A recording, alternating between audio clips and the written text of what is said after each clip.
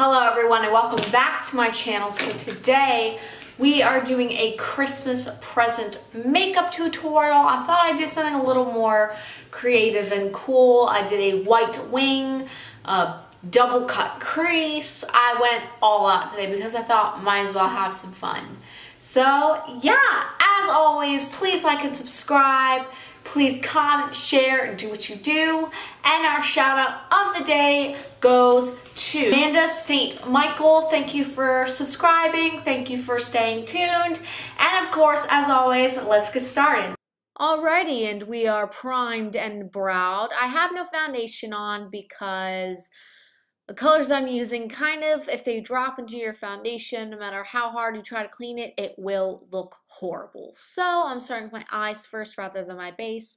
And I'm going in with this Morphe 39A palette and taking that lightest transition shade and of course buffing it from the crease and almost to the brow bone to help blend, because we are going to need to blend very precisely. So this is going to help a lot. I'm now going to take REDRUM Liquid Lipstick by Jeffree Star. Do not worry, these are safe on the eyes, so you have no worries. And I'm going to start drawing a crease above my actual crease, so like an artificial crease. So what I'm doing is taking this angle brush and I'm carefully drawing a crease, and I'm going to start blending upwards with that REDRUM. Take your time because this is very, very specific. I knew this took me kind of quite a bit of time.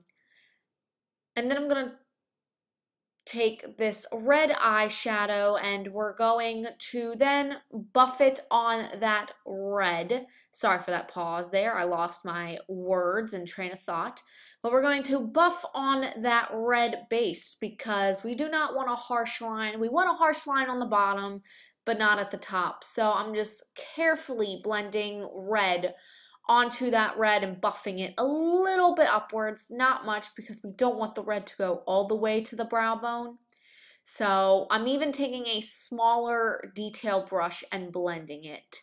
So like I said, just take your time with this and it'll all be great. Just make sure everything's good and just blend. And we are going to repeat it on the other eye.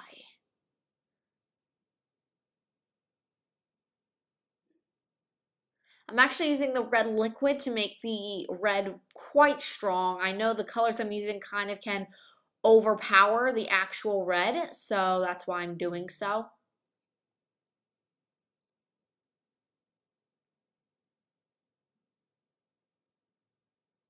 And then we're taking this maroon shade and we're going to start outlining that harsh line. We want to make this line as harsh as possible. So just keep that in mind, make it as harsh as possible, and we want to go darkest at that line.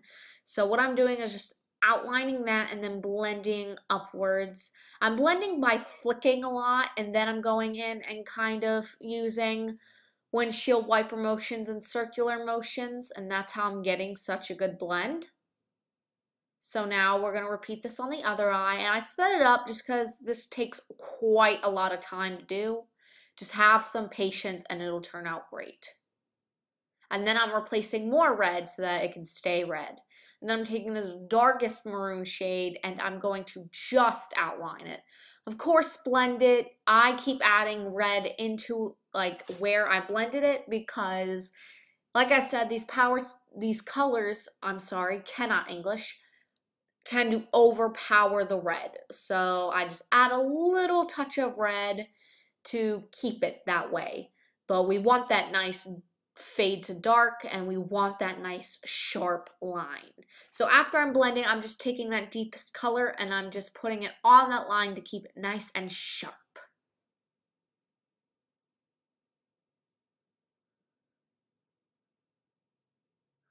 Like I said, replacing red and blending slightly, then replacing that dark shade just to keep it sharp. And I completely spread red on my nose, so whoops.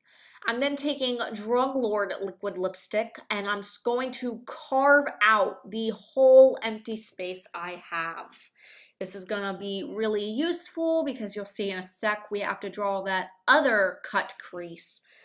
Plus we need that nice sharp line of each kind of curved line. You'll see what I mean in a little bit.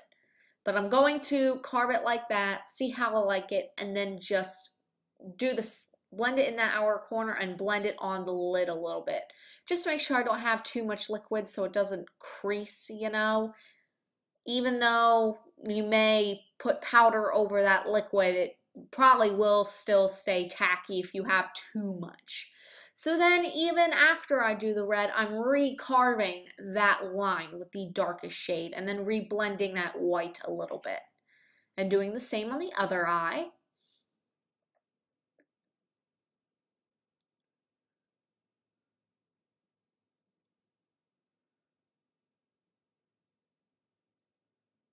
I'm then going to take that green shade and I'm going to follow the line that I previously drew. So that red dark line, we're going to draw the whole eyelid going along that line. Use the red line as a guide, but this to how you want to carve the actual lid out.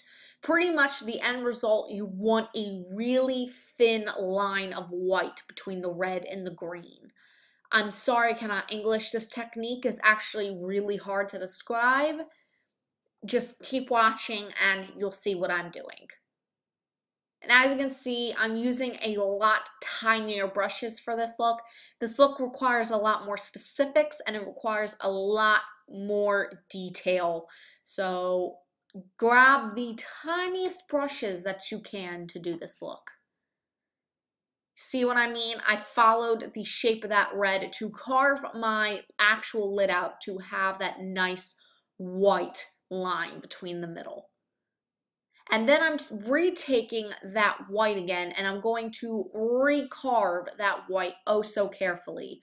When I'm done placing the colors, I tend to recarve out the red line, the green line, just to make sure everything is sharp. You want everything in this look to be sharp.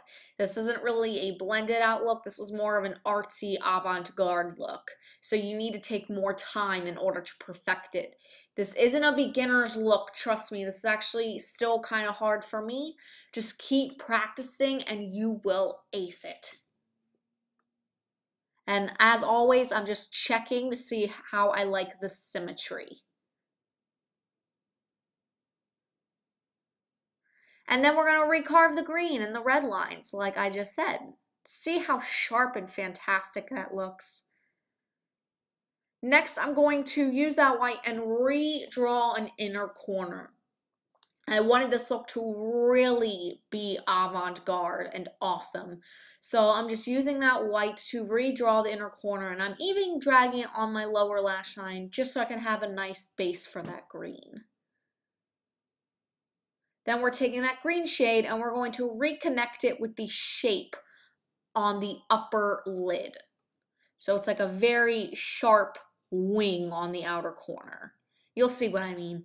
But we're going to take this 3/4 of the way in, and then when we get there, we're going to draw that green in a sharp line on that inner corner. So where we drew that white, leave a space right there, and then just redraw that green underneath it so it creates a new opening. You'll see what I mean. Like I said, these techniques are kind of really hard to describe. See, right there. That's what I'm talking about. Have a sharp green line. Still kind of blend it tiny bit, but you want to have it just under the white so that it can create that nice inner corner. And then I'm going to oh so carefully highlight that brow bone. I want a nice red fade, but I still don't want it to go all the way up to the brow. So I'm just taking the tiniest brush to highlight.